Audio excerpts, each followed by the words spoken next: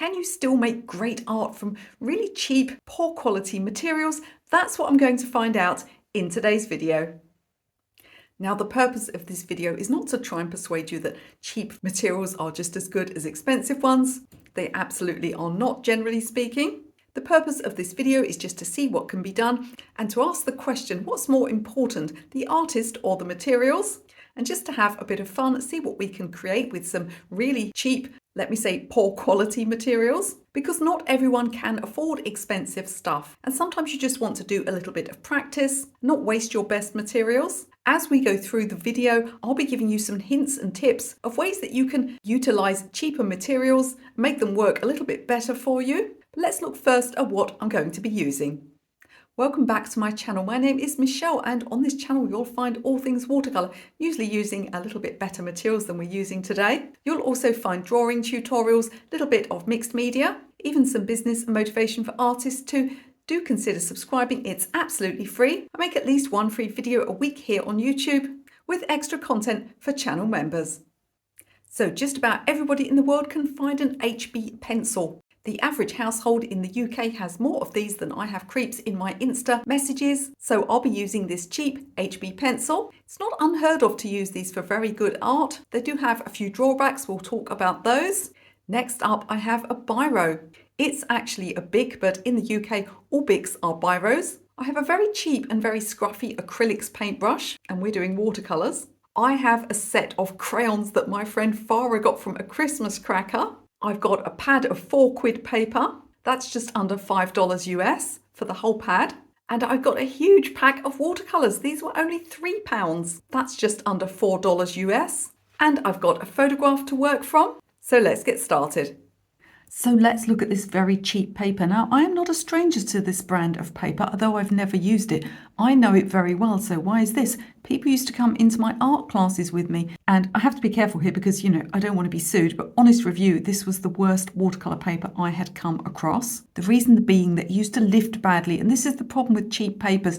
You can't spend ages sort of scrubbing out at things or rubbing at them, either with an eraser or a paintbrush, trying to lift out paint, trying to erase pencil marks because they just start to bead and lift out, and this is one of the worst for that. I'm also noticing, look at the colour of it. If I compare it to this sheet of printer paper, it's not white at all. In this evening light here in the UK, it looks almost like a lilac-y grey.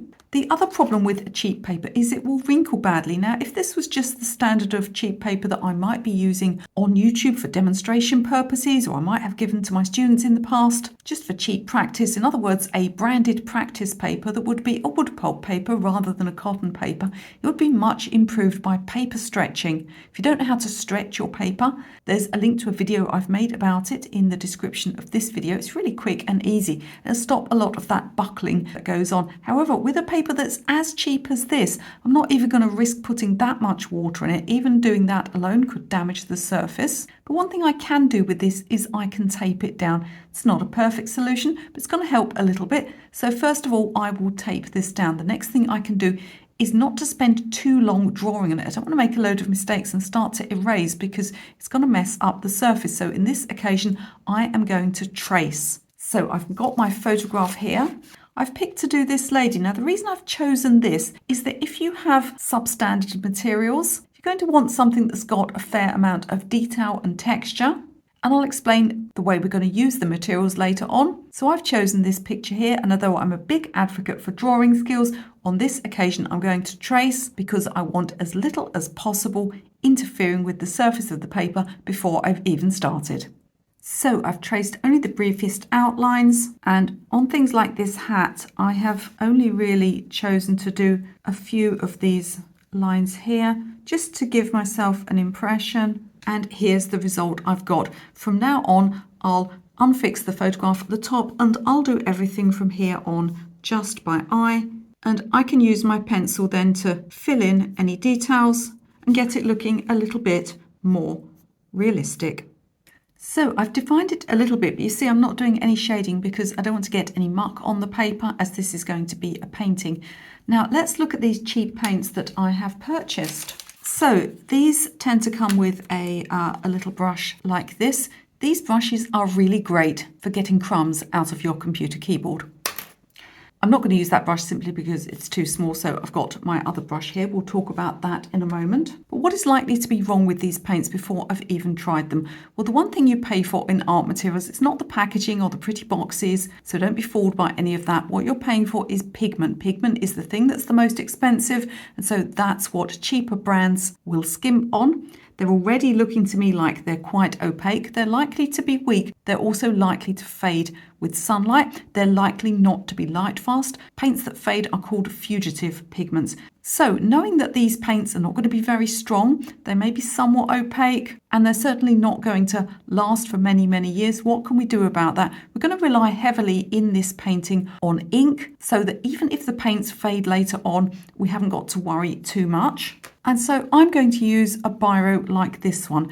Now, a ballpoint pen like this, they're actually really good. Now, the main drawback to them is that they can smudge. But like any ink medium, if it smudges, leave it alone because you'll only make it worse by scrubbing at it. They're actually permanent and they're pretty good for pen and wash. You can also make both strong and light marks with them. They're a very sensitive thing, actually. So what I'm going to do is I'm actually going to start using my pen across where I have put my pencil and just anywhere I fancy, and I'm going to start sketching. I'm going to try and use much more of a light, sketchy approach rather than just outlining what is obviously a trace drawing. So we could do something like we could do some cross hatching where there's going to be a dark band on this hat, because I may find that my paints just aren't very dark. So let's do a bit of cross hatching here.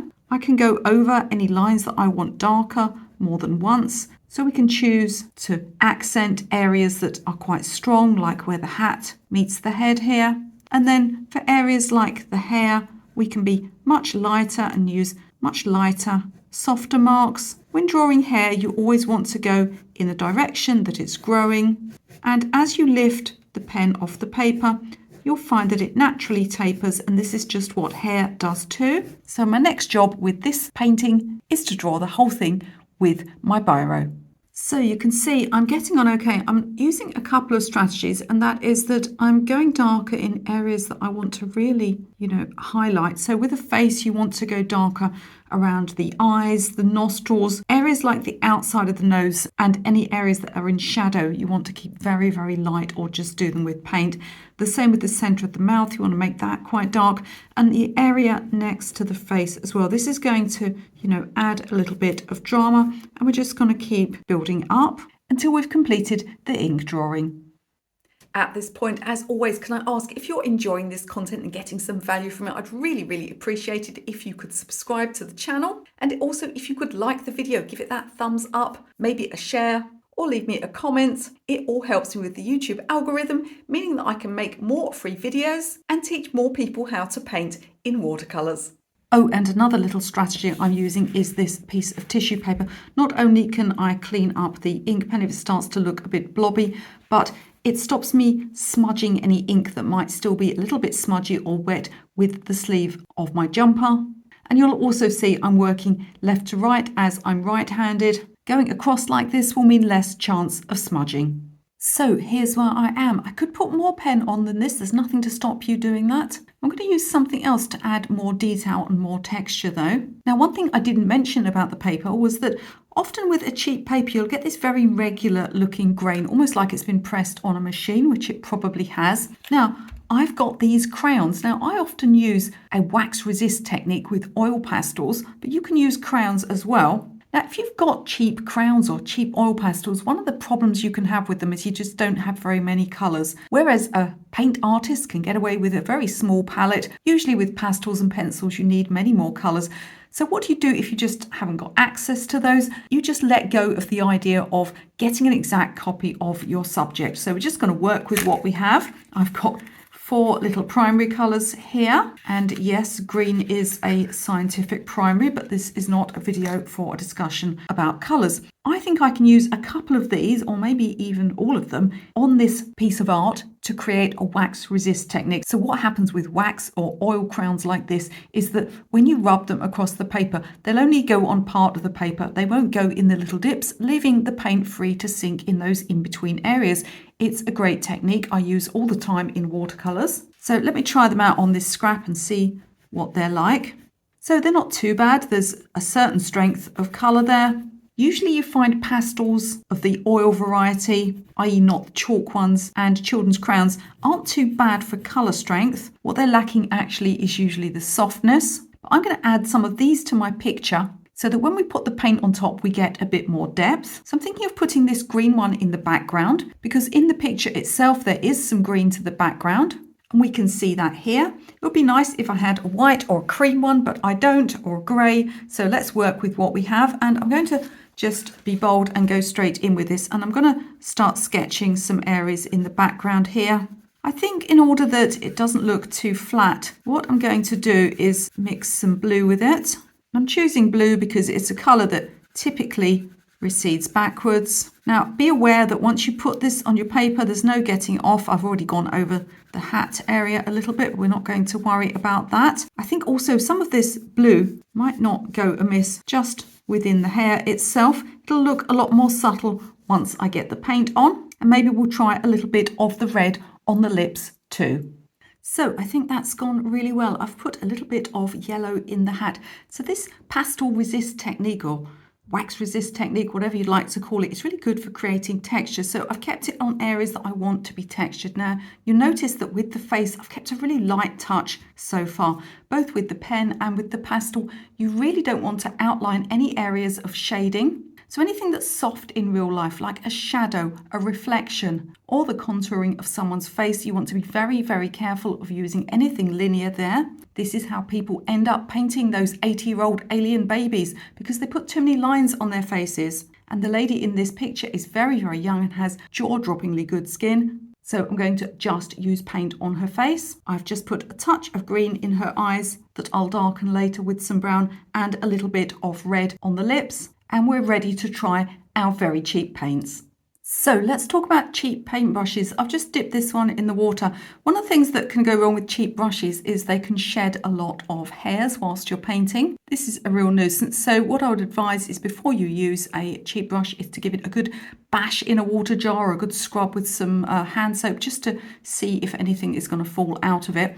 Now, I actually use cheap old acrylic brushes like this all the time when I'm watercolor painting for areas where I want some kind of texture or a dry brush technique. The main difficulty I'm going to have with a brush like this is not so much accuracy because I don't have to be too accurate with this picture. I've already got the pen in place. But the problem I'm going to have is it won't hold a good body of paint. We won't be able to get a good smooth application. So I'm going to have to dip in more often than usual. And let's look at our cheap paints. They look really, really chalky. Let's try one of the brightest ones and see what we've got going on. Okay, so there's a fair amount of colour strength there. There is absolutely going to be some opacity to these because as well as saving money on pigments, they will have put lots of fillers in. And I would expect some colours to be like this one, very weak indeed. Now with most cheap sets or kid sets, you're going to find a colour that would be labelled skin tone. I suspect it's this one here. Of course, just the term skin tone is inherently problematic because they are, of course, talking about Caucasian skin tone because no one else exists in the world. However, even if you are a pale-skinned Caucasian like me, this isn't going to be anything like your skin. It's likely to be too pink or too orange. So I'm actually going to mix a skin tone for this lady. So enough talking, let's get started. And I'm going to work light to dark. So skin tone of the Caucasian type. This lady is not Caucasian, actually. She is, looks to be Asian, East Asian that is, but her skin is as pale in the photograph as a Caucasian lady. Whether that is because of makeup or photography filters, who knows? But she's almost as pale as me. So we're going to start with a cool pink. I'm going to mix in a cool blue and a little bit of a cool yellow. Now see how it's gone green? That means I've got a lot of yellow and blue in the mix. I need to balance out with more pink and eventually I'll start to get something a little more skin toned. It's very pale at the moment and that's because these paints are very weak. So I'm going to switch the camera off and spend a little while scrubbing at them to get more pigment up. So I've mixed and I've mixed. I put the tiniest amount of white in as well, and this is the colour that I have ended up with. It's easy to go too dark initially with skin tone, so I'll add this with a little bit of water. I'm also going to take clean water around the edges here because we don't want a hard line where it stops at her hair. I can take this skin tone over everything except the whites of the eyes and build up from there. So let's start by putting some clean water on. And then I'll try and apply as smoothly as possible, because I know that this paper will not take a lot of working with. It's already starting to buckle up. Can you see that as I press, how it's lifting up? Looking a little too dark there. Let's put some clean water on. And it's really very granular. I'm going to go straight in with a little bit of that pink colour on the cheeks here. Also just going to go a little stronger in certain areas. But we're not going for too much realism here, because as I said, this is very poor paper, and look how it's already starting to lift up. So we're going to let the pen and the crayon do most of the work. Next, I'm going to water down this mix, add more yellow and do the hat.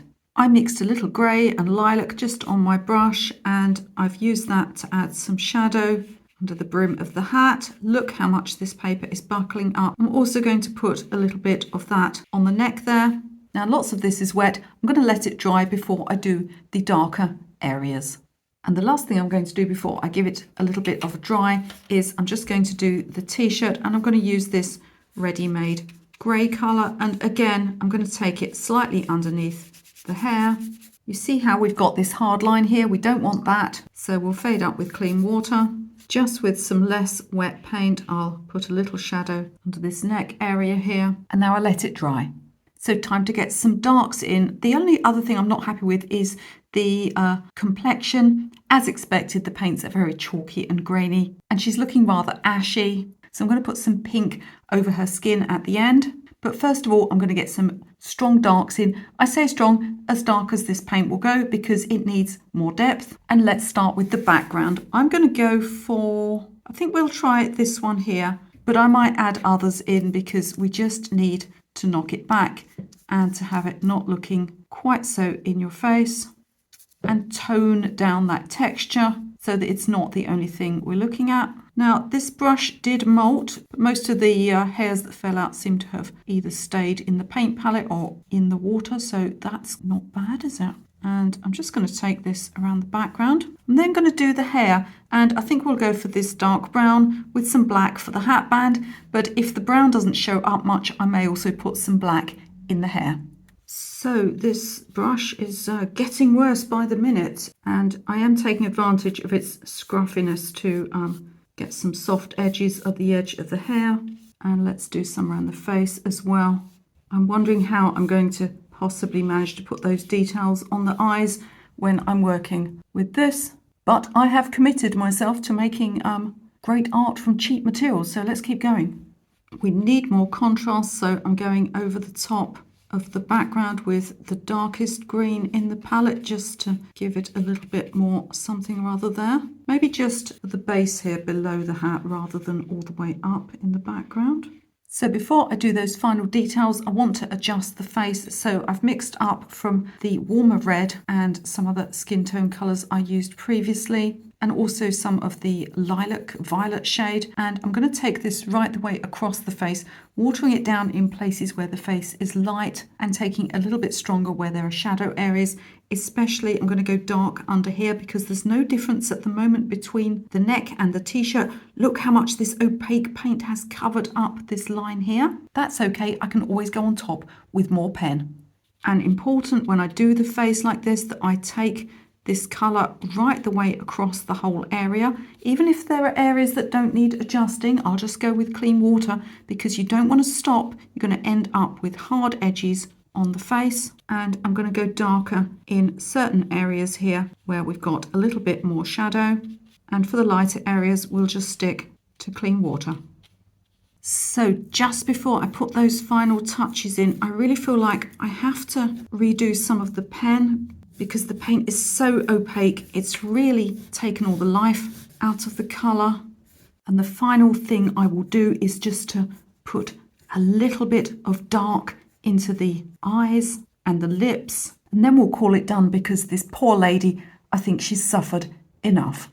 So I haven't been able to put as much pen on top as I would like because maybe the paper's still damp, or perhaps it's just the opacity of these paints, but they just are clogging up the nib of this splendid Bic pen or Biro. So I'm going to abandon that, put my final touches on before the paper completely falls apart. We'll get some red on the lips And I'll also pop some dark in the eyes and a tiny bit on the eyebrows if I can manage it with this splendid brush, which, as you can see, is obviously contemplating unaliving itself.